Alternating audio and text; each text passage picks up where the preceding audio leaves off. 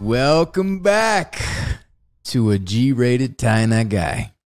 I'm Wes Chatham, and this is my good friend, Santa Franck. Hello, Santa Franck. I know I'm getting bushy, right? Yeah. I figured you did that for the kids, for the children. It's wrong time of year. Oh. No, I all of my grooming choices are based on laziness. Like, if you don't have to do anything and then something happens, that's the grooming choice I'm going to go for. Right. Yeah, so I got like the hair and the beard, and it's all just accidental. So we have some special guests today, Ty. Who are they? So this week we have Ian and Emma, who played the two kids on Laconia in season 6. And I've never met Ian and Emma because, unlike every other season of the show, I was not out there producing in person. So this is my first time actually talking to them. Although I was involved in casting you guys, we never actually talked. Oh. Were you on the Zoom meeting for the callback? I was watching all of that. Yeah, I'm one of the writers and executive producers of the show. So we've never met, but I wrote a bunch of your dialogue, probably. Oh, well, thank you for having us on the show. You guys were terrific, and we were so lucky and so thankful to have you. You did such a great job, and we're glad to have you on this show. So you guys both live in Toronto? Yes. Yeah, we live like a bit outside. We live in Oshawa. But anyone out of Ontario, we will say, oh yeah, we're from Toronto. Oh, that makes sense. Yeah. And then did you guys both start acting at the same time? Or did one of you start acting and you pulled the other one in? I think, okay, so I was watching Disney Channel one day and I saw a bunch of kids. I ran up to my mom's room and I was like, I want to be an actor. Yeah. And you're watching and you're like, wait a minute, I'm their age. I can do that. Kids can do that. Yeah. I'm watching Disney Channel. Yeah. Yeah, I asked my parents. They signed me up with an agency and asked Emma if she wanted to do it. And I said, yeah, sure. I wanted to be a surgeon. You can you can still do that. You can still be a surgeon. I wanted to be a surgeon. She said it as if like she's made her decision and that. Yeah, and it's done. Like, she doesn't have any more time. I'm locked in. It's too late to change now. Yeah. Are you guys having a good time with it? Yes. Yeah. Really fun. And so besides The Expanse, what was the most fun job you've had so far? Oh, that's a toughie. Was it Paw Patrol? We were just talking about how you were the villain in Paw Patrol. Paw Patrol is definitely one of the funnest jobs I've done. I don't think that's a word. I don't think funnest is enjoyable. I really like funnest is totally a word. funnest. Yes. I really like The Expanse. I really like the set design. I would go around looking at like rocks. There was this rock. It looked like a snail fossil. Like I don't know if anyone plays Animal Crossing, but there's like a fossil and it looks like a snail shell. And I was like, OMG, this looks like one of those. And then I came back to the set. Like every day I would look for it and I would find it. But on the last day, I couldn't find it. And that made me sad. Probably somebody stole it if it was the last day. I stole a lot of stuff on set. But I've stolen a lot of stuff from set too. But we're not advocating that. We're not advocating theft. But we've stolen a bunch of stuff.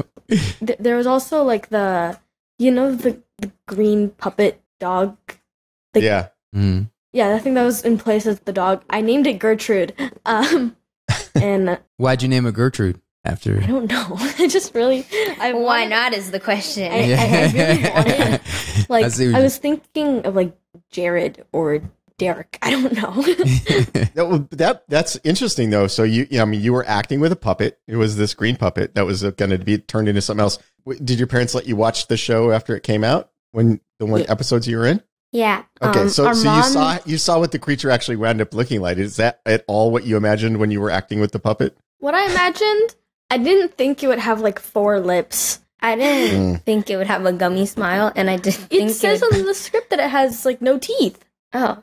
No. Yeah, you should read the script. Yeah, it did. I didn't remember. I did read it's the script. overrated. I'll never read the script. I'm kidding. Did it say anything about It teeth? said I don't have any. I saw It says everything. it opens. I remember it. It doesn't have any teeth. I remember it was. Oh, okay. Now I remember. I remember it said that it was supposed to make a sound that was like kikaku or something, but it looked so Kikaku. cute. Kikaku. But I remember I saw the puppet and it looked so cute, and actually I would pet it, and whoa. Was that the puppet? No, that's No, the the actual. puppet was, like, that's the green. actual thing that we did. Yeah. Yeah. I mean, I know.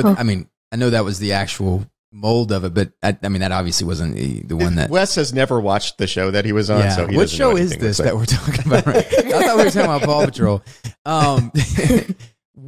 Did it blow your mind spending all that time on set and acting to puppets and balls and marks and things like that, green screen, not really knowing what it was, and then when you actually saw the things that you were acting with, did it blow your mind? I thought it was really cute. I thought that I really liked it. It made me really happy. I thought it was really cool how the movements. I didn't know how they erased the stuff from where the placeholder was. I thought it was really cool how they could just erase what was there and just make it move. Yeah. I remember that I thought it was gonna be like all like a green screen, and then right before, because Emma was in hair and makeup, and they were like, "Okay, come quick," and they wanted to surprise Emma with seeing the set, because I didn't think it was gonna be like this, but it was real trees. Like they used real trees for Laconia, and it was super cool. And in that part of the studio, they also had like a school set, and then like My house. yeah, then the house, the house pod. They had house. shovels near the house. I wanted to garden. I wanted to be a florist. Did your parents watch the show? My mom watched the show before it came out. Uh-huh. I think she was like almost done when we got the audition. She didn't really know about the show until we got the audition, and then No, she watched it from before. No. Yeah. No, when we got the audition, she started watching it, and then she binged it, and we did the callback, and she was still watching it, and then she finished the show, and she was like, "Oh, I really hope you guys get this. This is such an awesome show." And what was your experience like when you showed up on set? Were you nervous? Was there anything that looked different to you than what you imagined it would be?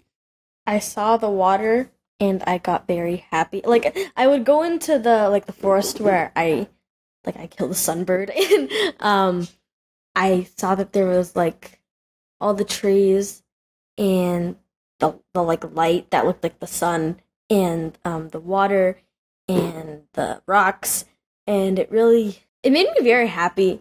I thought it was really, really cool that there was like a section of the forest dedicated to me.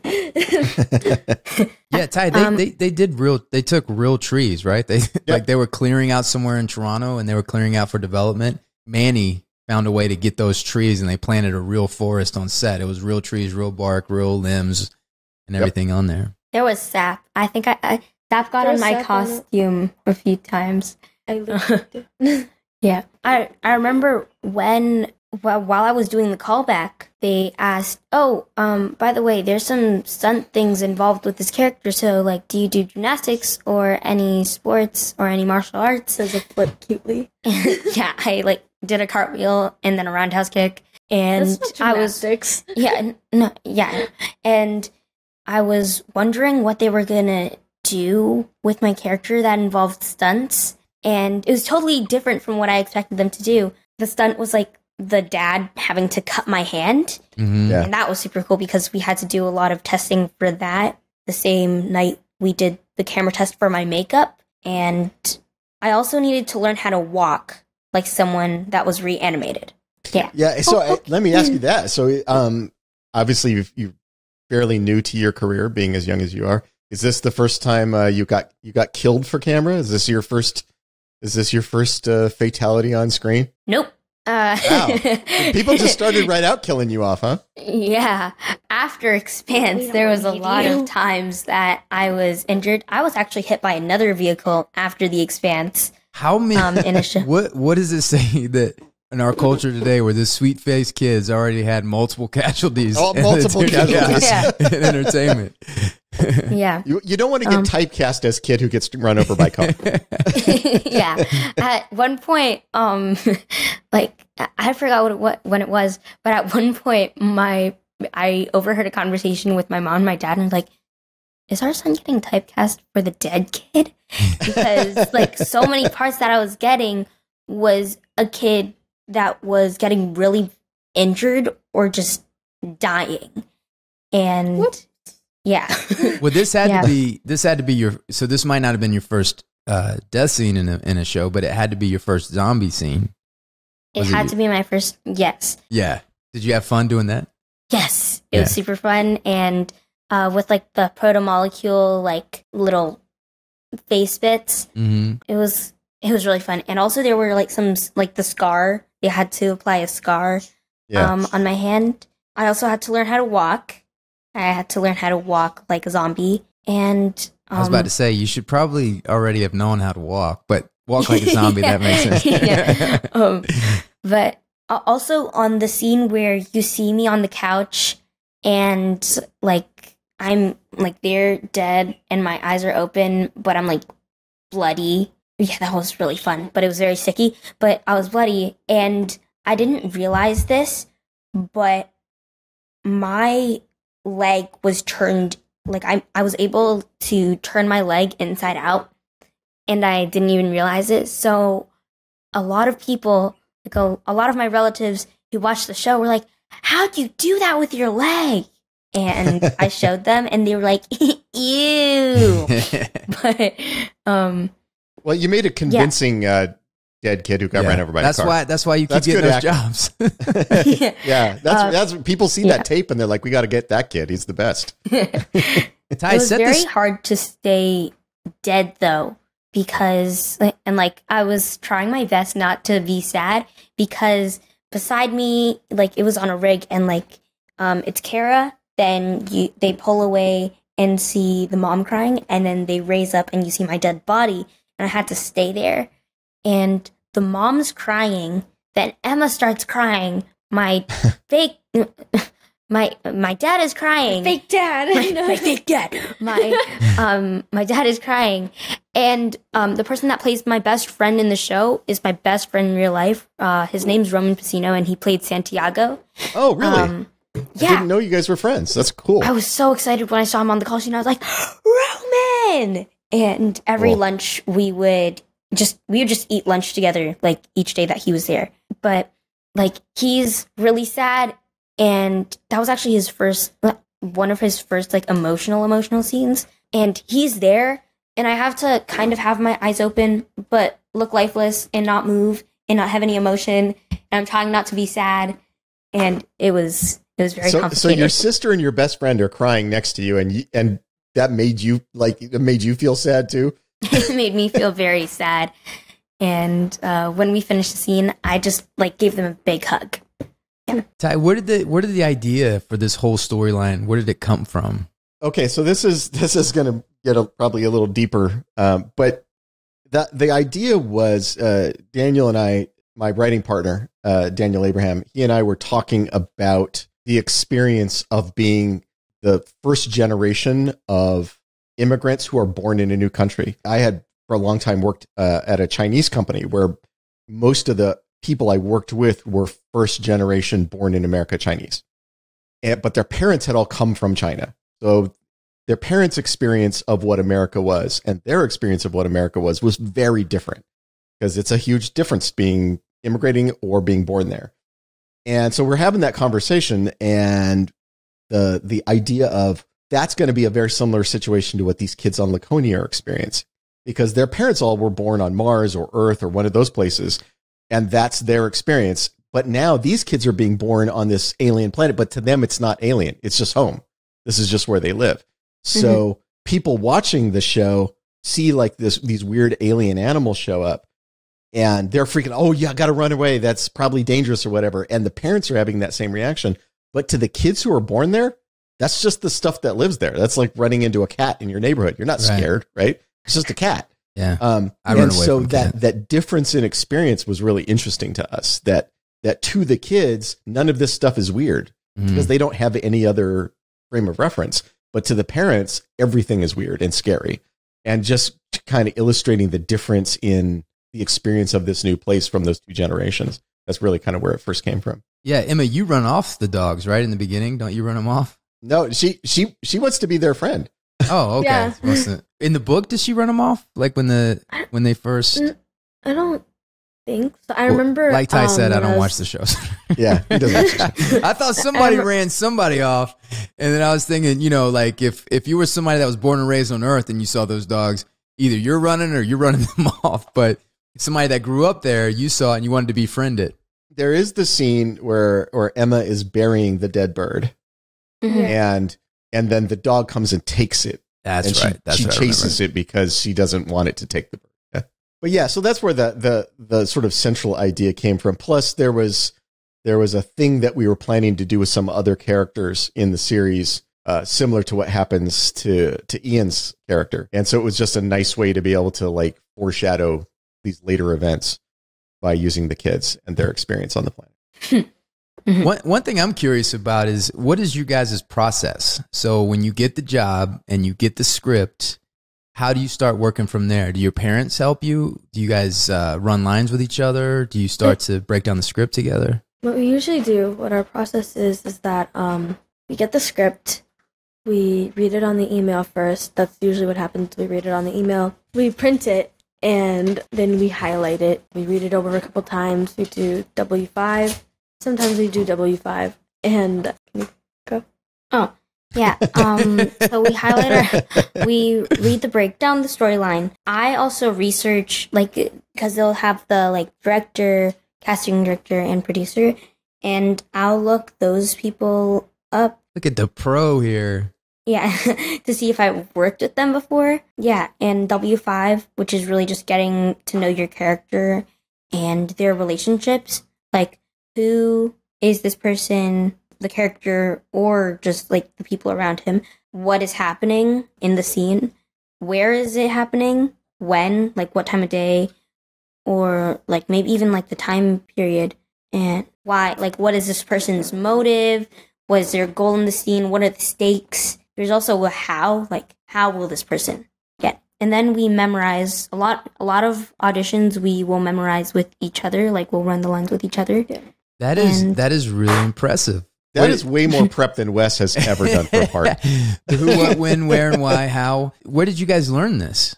Did you guys study acting? We learned this from our acting coach. Mm-hmm. When we first started out, she gave us a process, and we were like, we're going to follow that now for the next 5 years. There's that. And it was just a lot of acting classes and group sessions. Have you guys been acting for 5 years? Wait, we started on year 7. We actually did a small gig. 7. We did a small gig. We did a small gig when we were a small gig. 4. No, 6 years, because we're 13 now. But we also did the small show. That doesn't count. Doesn't count, Ian. I mean, 6 years is still a long time. It does count because it was we were in the show, so it counts. It was a Toys R Us gift card. We got paid in a Toys R Us gift card. What's weird is when I write the show, I get paid in gift cards. So that's Aside from that, 6 years. Started in year 7, now 13 as of April 14th. Yeah, we're teenagers now. Wow! So, congratulations, guys! You made it. Yeah. Thanks. How are you going to find the time to be a surgeon and a highly working actor all at the same time? I don't know. I used to want to be a surgeon. Now I kind of want to. I have a lot of different things I want to do. I want to be in forensic pathology. Wow. I want to be an animator. I want to be a bartender. There's one more, right? One of these things doesn't go. One of these things is gonna happen. I can do them all. I can do it. I'm probably gonna do animation and bartender. I really want to do that. I remember I made a joke. Well, actually, it wasn't a joke, and my family made fun of me for it because I'm like, oh, but you're in acting. Why do you want to do that? I wanted to do Uber Eats so I could have my own. Well, listen, so I could have my own money. So I could have my own money for like just like my independent, shopping for like a Nintendo Switch game or like. Did we not pay you for acting on our show? I feel like we would have. You did. Yes, you did. Yeah, you did. No, you didn't. No, I'm kidding. You did. Correct me if I'm wrong, but don't you have to have a driver's license to work at Uber Eats? Yeah, That's never stopped us before. Oh, okay. But I didn't realize that until my parents started bringing all of these things why Uber Eats wouldn't make sense to me. The most reason was because I'm getting paid as an actor. Oh, by the way, this is our dog. You guys met Joseph, right? Yes. Yeah. He did. I have a question. How was it working on Star Trek Strange New Worlds? Ooh. You can go We don't first. talk about other shows on this show, Joseph. Only. No, I'm just kidding. Go ahead. Yeah, it was very fun. We got the audition, but it had a code name, and I was reading the script, and I was like, where do I know all these characters from? Because it was Spock and Pike, and then I realized, oh, this is the Star Trek show. Were you a fan? Did you watch the show before? My dad's didn't, a fan. But my dad really likes sci-fi. Dad's and a nerd. He's got good taste. Yeah, he really likes the show, and we actually watched the pilot. Our dad introduced us to like a lot of like 80s shows and movies. Music. God bless him. Yeah, I remember like while I was quarantining for another show in 2020, we binge watched like Breakfast Club. Way to go, Dad. 16 Candles. I didn't watch either of those. And John Hughes. I watched Grease. You watched Grease. I watched Grease. Yeah. The one time. We have done a lot of those movies on the podcast. We talk about those movies. Have you seen Back to the Future? As Dad showed you Back to the Future? Yeah. We just did an episode on Back to the Future. Really? Okay. Yeah. I'll watch that one after. Yeah. All you're telling me is you got a fantastic dad. Because yes. Oh my gosh. I do this with my kids too. I show them all the classics. I have a question. Do you know You're not Ron allowed Perlman? to ask questions on this. Do you know Ron Perlman? Yes. Yeah. Oh, I worked with him on a thing, and you said that you guys are friends. Oh yeah. Did you work with them? Was it the thing in where was it in Toronto? No, it was the thing in Cayman Islands. Yes. Yeah. I remember when he was doing that. I was talking to him when he was down there, and I knew. So you were the girl that he was protecting. Yeah, I was the mute kid. Oh yeah. How was that? That was nice. What a great part for you. That's incredible. And what a cool guy Ron is. And you know what? Great guy. Sorry, Ty. But indirectly, he was telling me how great it was to work with you and this talented young girl, and I didn't even know or connect the dots. Yeah, so he was saying all these nice things about you, and I didn't even connect that we knew each other. That's so cool. It was really nice down there. I remember one time, like the first day, it was like in this bake shop, bread, and we were waiting inside since it was like fire out there, and I was just staring at him the whole time, and I was like, how is he so nice? He looks so intimidating, but he's so nice. And yeah, he's really an amazing guy. He's really nice. Our birthdays are like back to back, actually. Yeah, oh, that's crazy. great. Do you stay in touch with him? Yeah, I don't know how long it's been since I talked. Yeah. Did you enjoy was it hard work working on that film? Yeah, it was. It was. Oh, that's like the. Oh, cool. Oh, yeah. Wow, That's look at Harvey your above Keitel? the title billing there, man. Wow. Yeah, that's that means you've made it when your name is above the title like that. Great. Was it a Canadian production? There was a lot of people from Canada that worked on it. Yeah. So you guys had a good time on The Expanse? Yes. Yeah, it was really nice. A very nice. It's fun. A very fun I time. liked all the people. There's a lot of nice people. I met Dominique. Yes. Jinx Infinity. Jinx Dominique. Infinity. You can't. Wow. She got you. Thank you. But The craft truck on the Expanse was very nice and is very yummy. Yeah. See, he's got his priorities right. He does He's got his like, priorities. I don't care about the people, but the food was right. Yeah, it's good. Yeah. Well, it was a much nicer year this year because of the COVID stuff. I wasn't allowed to come to set, and I was always a tyrant on set. Yeah. So I was the mean one. Everybody hates Ty. Everybody hates me. So you guys got the best year. The best year to be on the show was this year, definitely, or this last year. What are some things like I said about the thing with like the rock, the little With the rock snail. thing that I The found? snail rock? What did you find? I found branches. You found branches. I found branches on the floor.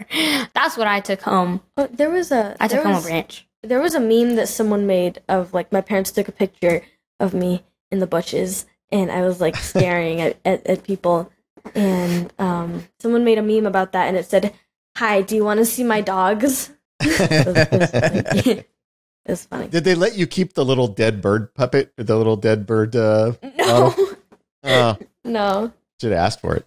I should have. You got to start building your collection of mementos from your acting career. I'm gonna teach you guys a little something. This is the dark side of what we do. There's a term called it fell off the prop truck. All right, and so what that term means is if it can be something of value or something to use, but if there's something that's a great memento, then you could say it fell off the prop truck because somehow it went missing, and you can take it home with you and have you a memento. You just got to wait until we're not going to use it anymore. Yeah, you got to wait till we're not going to use it anymore. I'm not going to get you. I'm not trying to get you. But like that bird, if you go to them and say, "Hey, I really like this bird," the chances are, if they're done using it, they don't really have anything to do with it anyway. But if you go and say, "Look, I want to have this bird to remember, and could this just have fallen off the prop truck?" and they'll say, "Yeah, fell off the prop truck," and then now you have a memento. So I mean, I'm not saying steal it without asking, but you can ask, and the term is, "Did this fall off the prop truck?" And they say, yeah, that fell off the prop truck. Is that how you get your jackets, Wes? Right? Yes, I have. I still.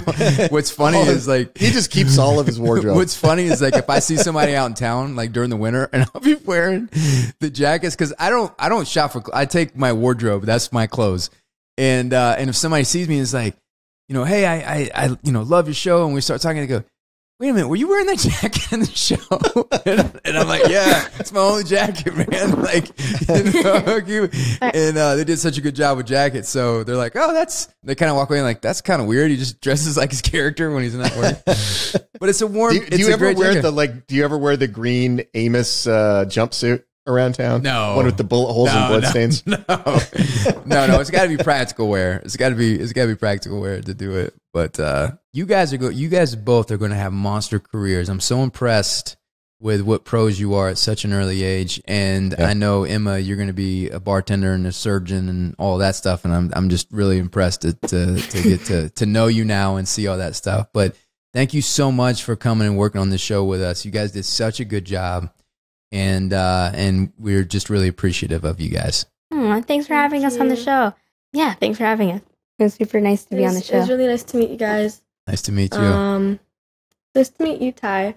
Yeah, well, it's nice to finally meet you guys. Obviously, I feel like I know you because I was watching all the dailies and watching all the edits and all that stuff. So I've watched hundreds of hours of you guys doing stuff on film. I feel like I already knew you, but it was nice to actually talk to you in person. But Ian's not a zombie. He has a lot more color in his face in real life. Yeah. He's not a zombie in this show either. He's been resurrected by the dogs. That's not a zombie. He died and he came back. That's a zombie. So like everybody who's died and come back is a zombie? Yeah, don't go there on this podcast. I have a question. Yeah. So like, what do you think, like, if they were able to continue the show? What would have happened to Kara and Zan? Yeah. Well, I have an answer for that. The last 3 books of the book series, Kara and Zan are central characters in those last 3 books. So they continue to do things and have adventures. Okay. Do things and have adventures, Ian. You hear that? Yeah. Awesome. So yeah, in the books, Kara and Zan stick around and are very important to the story. So yeah. Very important. Do I die? Do I die? Yeah, but you come back, so it's okay. Yeah, this is the land of zombies. You Yeah. just get an alien dog to fix you up. I've always thought of this because, like, you can see. I don't know if you can see this in the show, but I noticed that when Zan is talking with Kara, he seems more childlike and less like zombie-ish and animated. But when he was talking with the mom and dad, he seemed a lot more like, I want a hug too. But he was acting a lot more like human-like questions with Kara. What does it mean to be in substrate? That's superhuman. Well, so part of that, that's a good question. That's actually a really good question. Part of that is he's just come back when he's talking to his parents. And it takes, it's sort of like when you boot up a computer, it's taking a while to get all of his faculties online. So he's getting more and more human in his behavior the more time passes. But, that was right at the beginning. By the time they're running off through the woods together, he's getting more and more sort of human. Yeah. I was talking about how it was really beautiful that instead of, like, I don't know if you remember that line where it was like, I didn't see that before. Everyone's like, what does he see? What does he see? And he was like, and then you see what Zan sees when he looks at Kara, and it's like so pretty, and there's like this I'm very energy, happy that it's not like sparks, and it's really pretty. And we're like, so it's not something scary like in The Sixth Sense or something. He's not seeing scary stuff. He's seeing cool stuff. Yeah. Yep. Seeing colors, smell colors. It was very nice to kind of see that and have that like reassured. Okay, so he's not being traumatized with everything that he's seeing. Like, he's not seeing the future and the past and everything. Like, he's just like an X-ray kind of. Yeah, Steven, Captain Holden was the one that had the traumatic stuff. You get all the cool stuff. Yeah. You get the cool visions. Because I remember you see, while they're running and you see it from Zan's POV, there are things like flowing to Kara's brain, which is like her, like, chi or something. Yeah, it's kind of like you see everything around him and all the, like, I think it might be atoms that he's seeing. Though that's not what atoms look like. Yeah, I know it's not what atoms look like, but it's like random molecules. Glow in the, like, I don't know, like, yeah, happiness particles. Happiness the idea is that he's seeing different kinds of energy. So, no, okay, like, the electrical impulses in Kara's brain and the energy fields around. Yeah, that's kind of the idea. But that's nice. That clears up a lot of things, like a lot of theories that I made. Well, I'm glad we had these conversations because you would have thought it was. Well, I guess chi is a sort of energy. I mean, that's what it is. Yeah. Basically. So yeah, that's accurate. You were accurate with what you were saying. Yeah. I'm very happy that they were able to reanimate Zan because, like, this sci-fi character, Zan, did way better than my sci-fi character in Star Trek because, spoiler alert, if you didn't watch the new season, can I spoil it? Because I just gave a spoiler alert. Yeah, you can totally spoil whatever you want. Yeah, we don't care about Star Trek. Yeah, basically, in my planet, I'm kind of like an alien royalty because I'm like a battery source for my planet. Because in the last thing you see in my episode of me is like these tubes going into my head, and then I just kind of like die, but not die enough to the point where I don't have any energy. Like, I get sacrificed, basically, and they can't do anything to save me because if they try and unplug me, then I go. You got to get some parts where you get to live, man. Yeah, you gotta start getting some parts where you're not the guy who gets run over. We need to write something where you live happily ever after. Yeah, we definitely need to write you something where you have a great time and then you go home happy. Yeah, you go home happy. Yeah, everything's good. Yep. Yeah. Yeah. Well, all right, guys, this has been really fun. Thank you for coming out and do this. Tell your parents that we said hello and thank them for us too. Yeah, thank you to your dad for helping arrange this. We really appreciate it. Yes, thank you so much for having us on the show. It's truly an honor. So yeah, it's really nice to see you guys. Maybe we can see you again one day somewhere. Yes, maybe in the future. Yeah. All right, talk to you guys later. Okay, bye. Say goodbye, Ty. Goodbye, Ty.